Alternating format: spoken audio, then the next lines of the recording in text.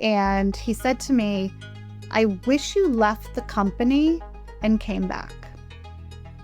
I was a little bit younger in my career, had responsibility for all of compensation globally. I later went back and said, "Can you give me, like you said this to me yesterday, can you give me a little clarity?" And he said, "Maria, you have so much potential, but all you know is Toys R Us. And had you gained more experience elsewhere, you would be able to develop a broader perspective and you'd be able to achieve even more faster."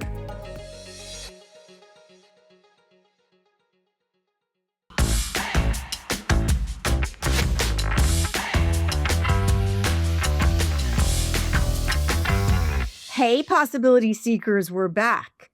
Did you ever want to talk to somebody that's like head of people that could give you insights that you didn't have from a corporate perspective? The ones you wish you had when you started your career, or in the middle of your career, or ending your career, or any of the above? I have that person today. Maria Reis. Let me tell you a little bit about her. She's a member of the HR leadership team at LG Electronics. She's at the forefront of creating a better life for people and a better future for our planet through smart life solutions. With a results driven focus, Maria fosters an employee community where HR strategies, services, and solutions result in development, engagement, satisfaction, and retention. She helps create a workplace that thrives on positive energy and teamwork. Outside of her work, her interests include gardening, traveling, and volunteering. She's also a member and former president of the Junior League of Bergen County, an organization that promotes volunteerism, developing the potential of women, and improving the community through effective action and leadership.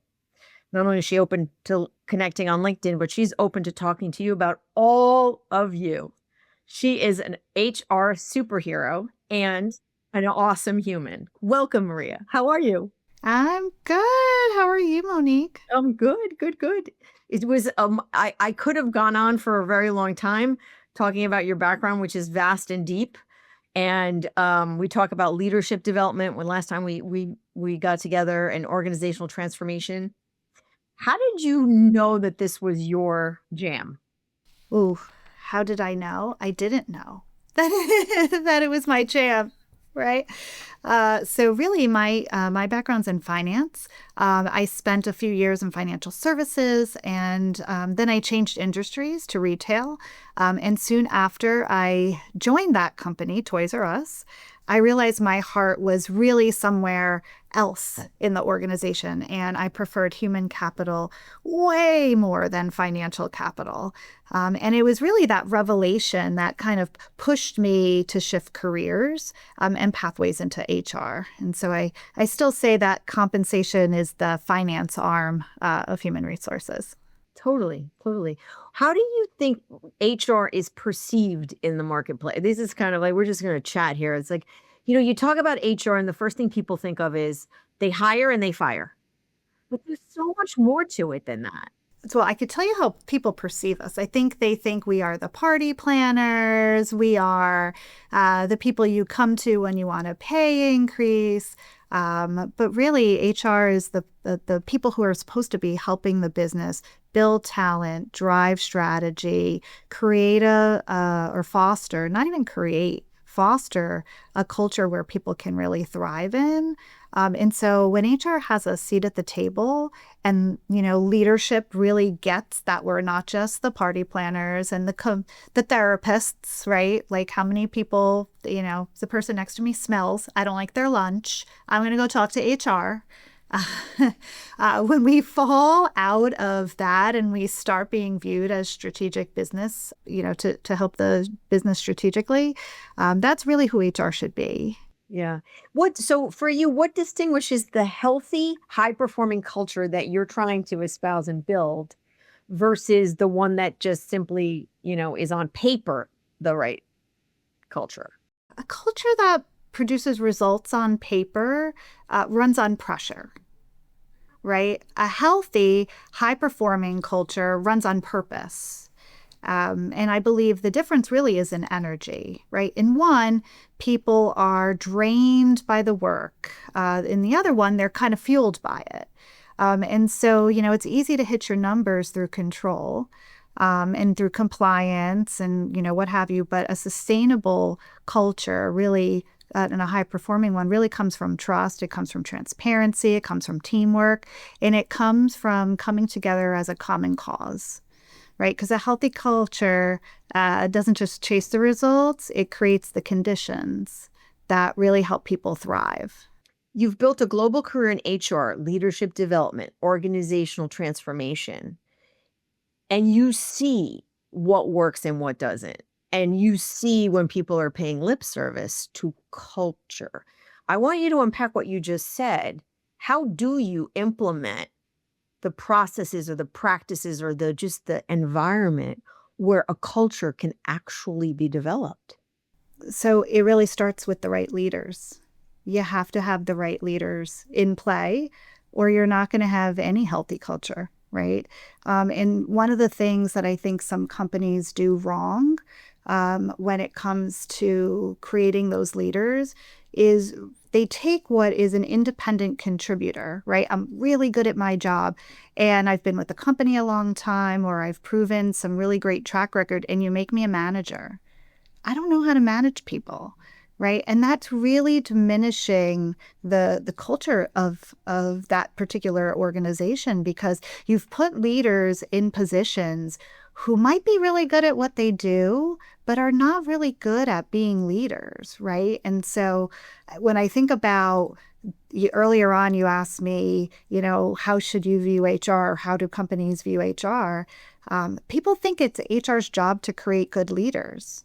And it's not HR's job to create good leaders. It's leaders' job to create good leaders. That's done by coaching, that's done by succession planning, that's done by mentoring. HR doesn't just send you to a class and all of a sudden you're a great leader. I wish it was that simple. I own learning and development. I wish I was getting that kind of return on investment on all of the money we're spending on development programs. But if we send somebody to a class and they come back and they witness poor leadership, or they are not getting consistent feedback from their leader, they're not going to grow and become better leaders themselves. And what people don't really understand is then that fosters into this environment and into this sort of negative culture. Right. So don't tap HR on the door afterwards and say, hey, fix this culture that these crappy leaders, created for us. That there's so much to say about that. So what I'm hearing from you is you can't just speak it, you got to do it. You got to model the behavior that you want. That's number one that I'm hearing from you, which it doesn't sound like that's a consistent thing based on your very wide and vast experience. That's not always done, is it? No, it's not. Sometimes it is. And when it's done really well. And you've got leaders that then foster better leaders, right? But when you are not doing that, you're fostering worse leaders. So it's the modeling of behavior. It's also talk to me a little bit about what could be bumper guards on good leaders. Like, what is it that we should be asking our leaders and their reports to be thinking about institutionalizing? Because if you don't do it on a consistent basis, it's like a habit, right? If you don't go to the gym as a general practice, you don't know how to go to the gym because you haven't built the habit, right? So it's that whole bring that on a little bit. So I would say, from a leadership perspective, don't take for granted feedback, good feedback, constant feedback, and on the fly feedback, right? Like all these companies, we all do performance evaluations once, twice a year. If you've got to wait to the 6-month mark to talk to your direct report about something they could have done better, or you want to praise them for something they did really well, you've missed the mark. Like feedback is constant, right? And good leaders give feedback constantly. Interestingly, I just talked about performance reviews. I did one today for someone. And so like the first thing I said is, here are the things that you do great. Here were your major, awesome, kumbaya, great moments that you had during the year. But here are the things you could have done differently, right? And I think sometimes we don't want to give the negative feedback, but that's what helps them grow. Like one of the things I said to this gentleman was, I have seen you develop as a leader. I have seen you kind of coach and mentor others. I didn't ask you to do that, right? But I suspect that he kind of sees me doing it and like it fosters in him that, oh, I should do that because I'm modeling that, kind of good behavior. Um, where HR can maybe help coach some of the leaders. I always like to say, to folks, what's the conversation you're avoiding? Ooh, I love that. And what's the cost of not having it? I'll give you an example. I was meeting with a business partner yesterday, and she was going through a reduction in force, and she was, telling me that the leader didn't show up to the meeting. And I'm like, I wouldn't have had the discussion then without them. I said, you go back to that leader and you ask, what's the conversation you're avoiding? And what's the cost? And then tell them that what the cost was. They weren't present for that discussion. And so now they've got an employee who had to hear it from HR. Why? Like HR can't explain why the business is, or designed the way it is, or a particular need that it no longer has. Like that's not HR's job.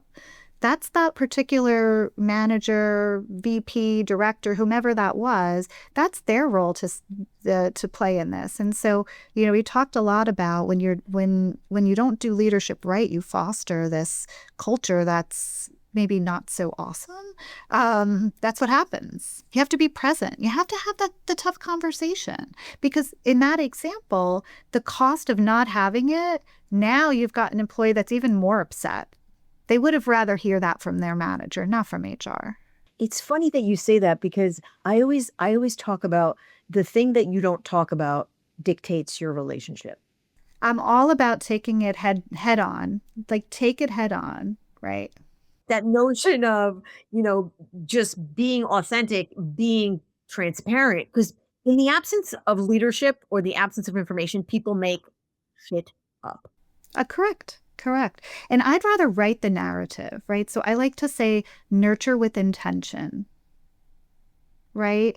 Because if I'm not nurturing with intention, you're going to write in what you think the conversation is, right? So when I'm fostering relationships, it's very intentional. If I'm giving feedback, it's very intentional, right? And when I see that they're not quite getting it, I say, time out. Is it clear what I mean?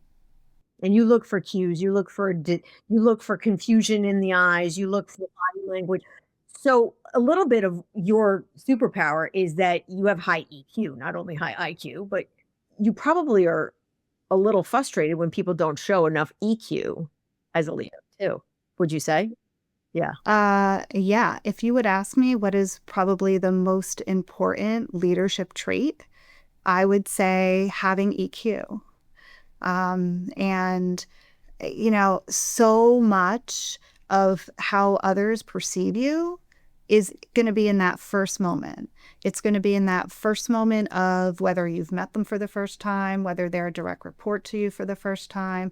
And if your reaction is whatever, like, look, we all say in our heads, you have no F-bomb clue, lady, right? Like we are all saying it in our head, but saying it in your head, when you're thinking that in your head, you should really be saying, wow, that's a very interesting perspective I hadn't thought of, right? And I never try to say what's in my head. I always try to listen and assume positive intent. Again, nurturing with intention, right?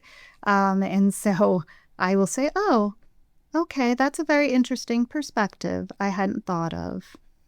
Given the current state of work, you have hybrid, you have distributed teams. Well, you guys and burnout. What do you think should be the most one to two most urgent priorities for people centric leaders in 2026? And I want you to speak to maybe why you guys are not hybrid distributed. Yeah, so if I think about people centric leaders in 26, I think we really should be focusing on truth or trust, really, truth and trust, and redefining rhythm, right?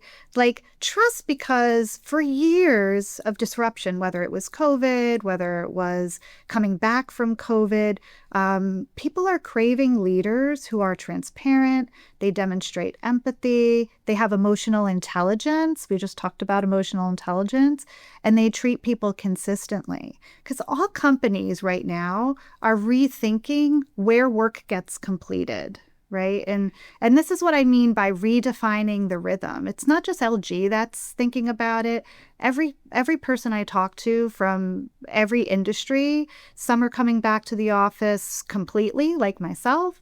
Others are being asked, "Oh, you got to come in twice a week now," and they're completely remote. Um, but for the companies that have called employees back some or part of the time, they should really be placing some attention on proving the value of having them together as a team. How do you do that? Because people are annoyed. I gotta tell you, I speak to everybody, including my 25-year-old son who goes in twice a week, and he's like, "I would never do more than that." I'm like, "Okay."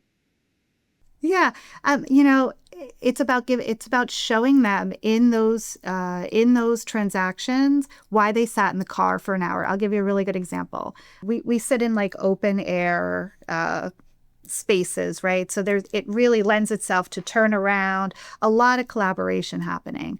And a couple weeks ago, someone who it felt exactly how your son feels, I'm not coming back to the office. Like everyone's pissed about going back to the office 5 days. Let's be real here. But someone was talking about a formula that they couldn't get right, and they looked over at the person next to them. They're like, "Hey, could you help me with this? Like, it keeps giving me the wrong result. I know it's not right." And then someone who sat behind them said, "Oh, I had the same problem. Can I listen in?" And one of the people that was like collaborating came to me later, and they're like, "That's the reason to be in the office, to show that cross collaboration. Like I learned something today I wouldn't have learned had I been on the phone because it was impromptu, it was quick, it was something useful to them." It's not about the free lunch in the cafeteria. We have free lunch in the cafeteria. That's not what people are coming back to the office for, right? But we have to, companies and leaders have to create this environment of sustainable cadence that balances performance with engagement and employee well-being, right? And so in that moment, that person came to me and understood, wow, this makes sense why I'm here, right? So we have to create more of those moments. If the leaders are sitting in their office and not going out there and not creating those moments with them and having those interactions, yeah, why did I just sit in the hour? Sit in the car for an hour. I would have gotten an hour's worth more of productivity. Yeah, I mean, that makes sense. And your point is also having a mechanism by which you're constantly reinforcing the value in the moment. Like in that particular moment, you can say, "See, this is what just happened. We just saved collectively 4 hours worth of crazy trying to figure things out by ourselves, whereas we did it as a collective unit, and in 15 minutes we banged it out." Okay. So, in you've been part of major transformations. What is the truth about organizational change that leaders are still underestimating? Change doesn't fail because of strategy. It just doesn't. It actually, in my opinion, sometimes it fails because of psychology. You can have the perfect roadmap, but if people don't feel seen, they don't feel safe, they don't feel part of the story, they're just going to quietly resist while nodding their head publicly, right? They're going to go back and talk at the water cooler on the 15 reasons why this change isn't going to happen. And so real transformation is when people can speak for the cause, right? We're doing this because I might not 100% want to do it, but I believe in like what the end goal, right? And so the moment leaders start treating change as something that's done with people instead of to people, I think you start seeing a shift. And that's when I think you're going to see. Mm, you just described there's a adage that says not people don't dislike change. They dislike change done to them. Correct. Correct. My most I wish I had it with me because I pop it up on the screen. I don't. But when I worked at Toys R Us, we had a CEO, and in first the last CEO there, and in his first 30 days, he showed all the leadership team a change model, and it had like 7 different attributes. And he said, change is always possible, but how you get to the change will depend on how many of the attributes you have. So if you've got this, this, and this, but you don't have vision, change will happen at this rate. If you've got this, this, and this, but you lack in communication, you'll still get change, but it'll be at this rate. If you do this, this, and this, and you don't have buy-in, you'll still have change, but it'll be very gradual change. And like seeing that was like almost amazing because it really changed my perspective on, oh, how important is communication? How important is vision? How important is the buy-in? How important is the roadmap? Effective companies that are going through that transformation, they get that. And so you are describing, that's a fabulous leader with complete awareness of what are the success factors. You are a coach as well as an HR leader. How does coaching change the way you lead as well as the way you help others lead? How do you do that? Well, I think coaching has changed how I lead, right? It shifted from giving people the answers to creating that safe space for better questions, right? As a coach, you want, as a coach, you learn that growth doesn't come from direction, right? It comes from discovery. And, I try to focus on unlocking the potential in people. So when I mentioned, creating that space to ask better questions, people say all the time, oh, there's no dumb question.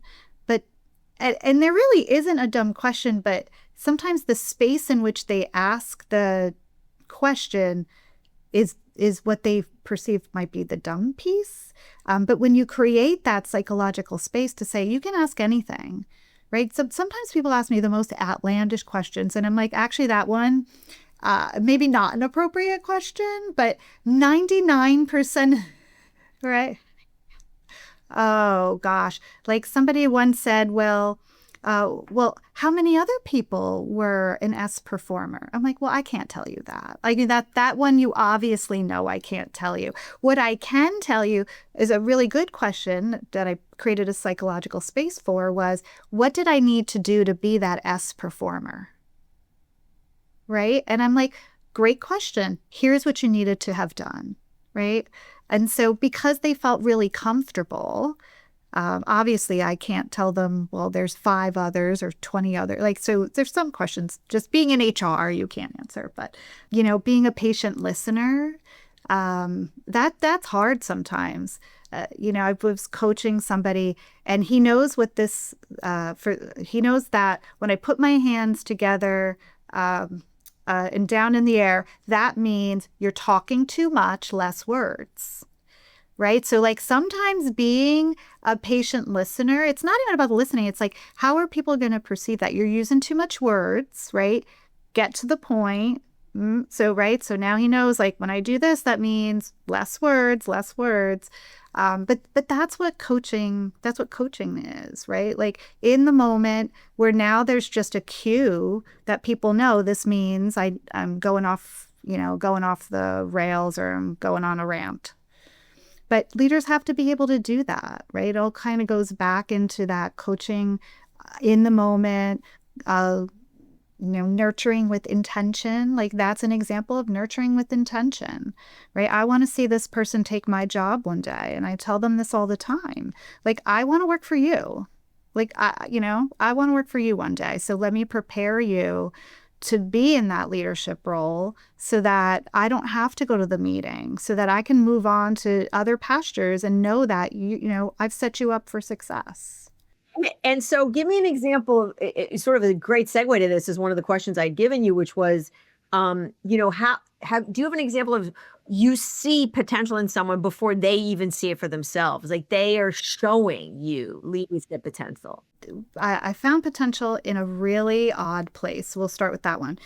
So I'm part of a part of this nonprofit, and there was an individual who had chaired our annual fundraiser for several consecutive years.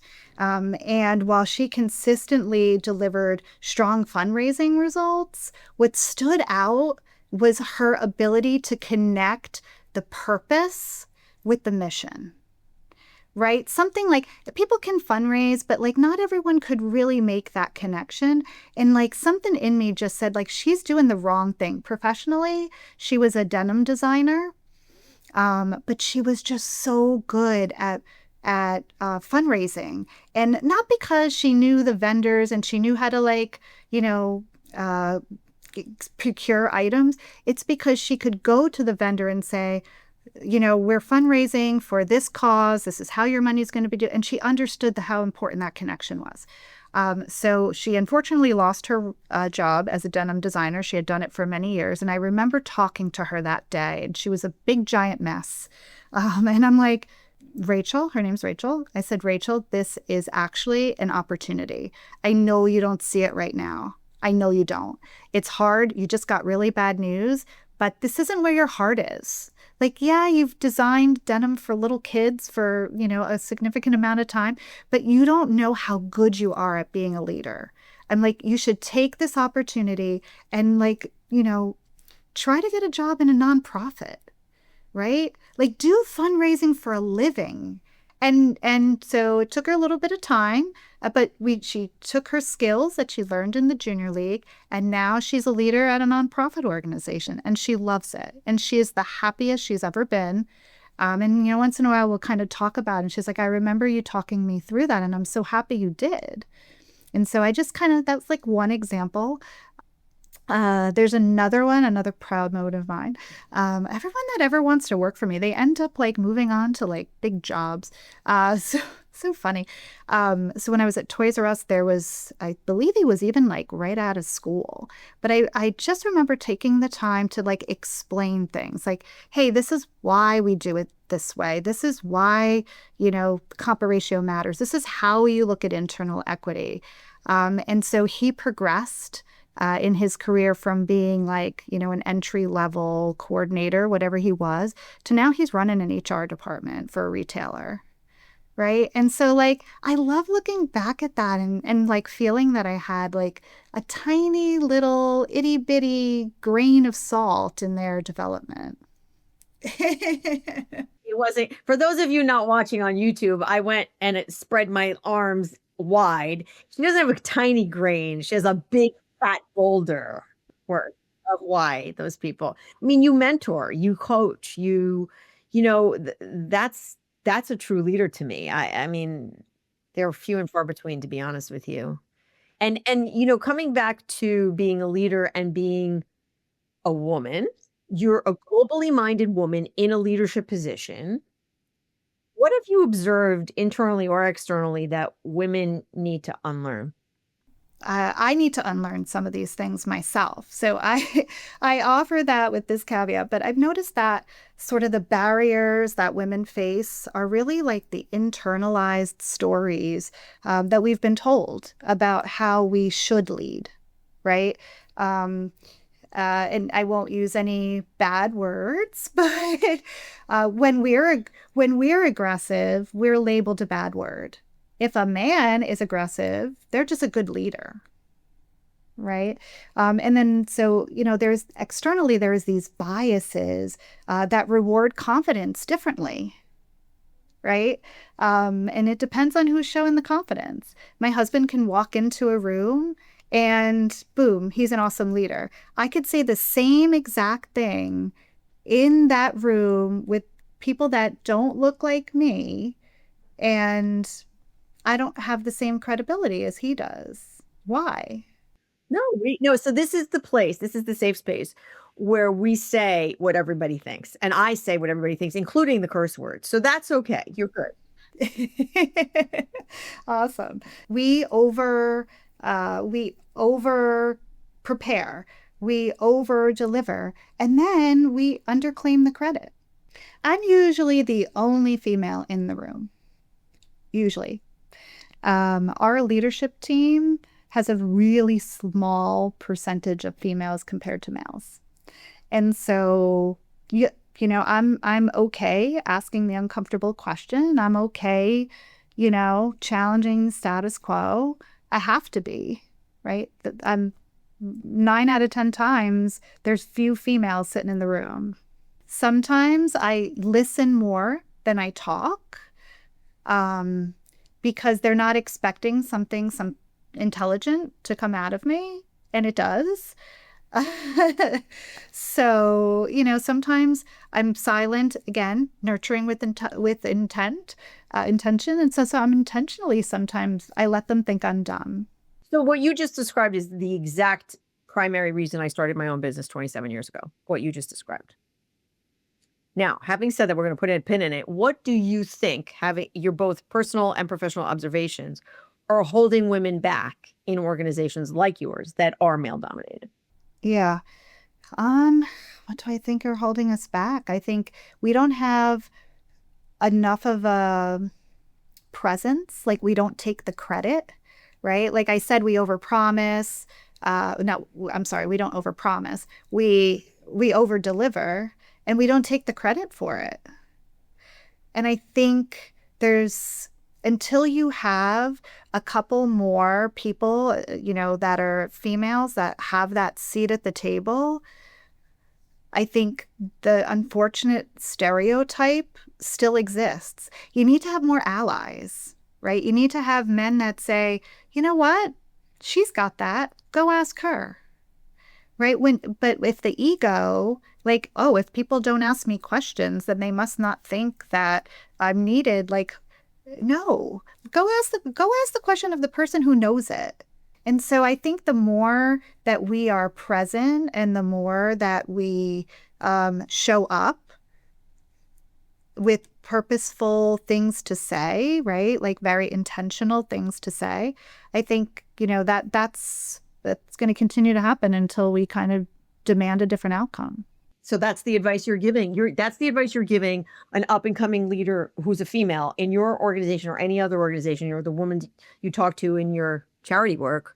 Yeah, show up, right? Like nurture with intentions, show up, lead with passion. I mean, I haven't seen too many males leading with passion. They can build the strategy, but I don't know that they're always leading with passion. I have to honestly agree with you. I really do, based on just my absolutely my experience corporately. Yeah. So if you were to, what was the best career advice you ever got? Best career advice. Well, at the time, it was not the best career advice. So I'm going to be 100% honest about it. So back when I worked at Toys R Us, I had what I thought was the worst career advice. And it came from a former manager. He was the head of the function. And he said to me, I wish you left the company and came back. I was a little bit younger in my career, had responsibility for all of compensation globally. But I had only done compensation at Toys R Us, right?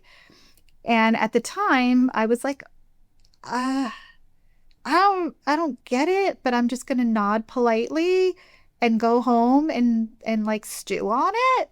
And so I stewed on it, and I do my best thinking in the shower.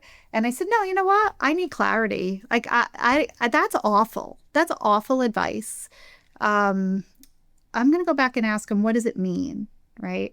And so I later went back and said, can you give me, like you said this to me yesterday, can you give me a little clarity? And he said, Maria, you have so much potential, but all you know is Toys R Us. And had you gained more experience elsewhere, you would be able to develop a broader perspective and you'd be able to achieve even more faster. Right. And when he put it in that context, I'm like, wow, that was really good advice. Because I was not the person, if I think about my 30-year-old me, my 30-year-old me did not take chances, was not intentional, was like, there was never a good time, right? Next year we'll do it. We'll take the vacation next year. I don't want to look for a job. I like the people I work with, right? If I had like just taken a chance and been more intentional and stopped waiting for that perfect time, taking the leap, even if it's messy, like I was afraid of messy, right? You're not afraid of messy anymore? I'm actually not afraid of messy anymore. It took me a long time to not be afraid of messy, But, I finally had this revelation that the risks that I avoided out of fear were worse than the risks I should have taken because of courage. Oh, can you just repeat that? Because that's a sound right there. So the risks that I avoided because of fear are worse than the risks I should have taken because of courage. That's freaking deep, man. Yeah. Yeah. So what would be the succinct 30-year-old self advice that you'd be giving your 30-year-old self today is what exactly based on that? Like take the chance, be intentional, right? Like, don't, no, have confidence in yourself. Like I didn't have enough confidence in myself to change jobs. Had I might have been much further along in my career, but I was just afraid to take the risk out of fear, right? And like, instead of being a little bit more courageous and being like, oh, that risk, that risk would have been a great risk right now, right? The fruit of that risk, the nurture of that risk would have proved 10 times right now. So take the risk, be intentional, build the relationship, right? Take the vacation. I didn't take the vacation. I should have taken the vacation. So listen, to me, that's like say yes more often. That's like mantra of my life. It's just say yes more often. That's why I said yes to the podcast. Yay! Give me 5. Yay! Yay! That was so much fun. That was so much fun, Maria Reis. That was so, so, so fun. It is very rare that a corporate exec like yourself is so real and so vulnerable and so definitively open, right? And we thank you for that because I do see in my profile that I do interview a lot of entrepreneurs. And it's so nice to have that balance between the corporate exec and the entrepreneurial exec because the mindsets are different, your constraints are different, and your possibilities are also different. And so it's so nice for you to kind of unpack, first of all, what HR does and what good leaders should be doing and how they should be thinking and what makes a good leader and how do you develop a culture of leadership. And you've really, touched upon a lot of great topics today. Awesome. Hopefully it was a little helpful. Yes, absolutely. Absolutely. So possibility seekers, for the love of God, would you please just click the subscribe button? That would be great. Give us a rating. Tell Maria what you thought, what you want to engage in. Reach out to her on LinkedIn. All of those good things will be in the show notes. And also make it a great day. Bye-bye. Thank you so much for listening to Possibilities with Monique de Maio, where we unpack life as a female mover and shaker. If you like the show, please consider liking it or better still, subscribing to it and leaving us a rating. It truly does help. Also, you can pick up my book, The 7 Secrets to Creating a Life You Love, a practical guide for women in leadership. You can find the book, other episodes of this podcast, and how to stay in touch at moniquedemaio.com. DEMAIO. I look forward to seeing you again soon. With gratitude, Monique.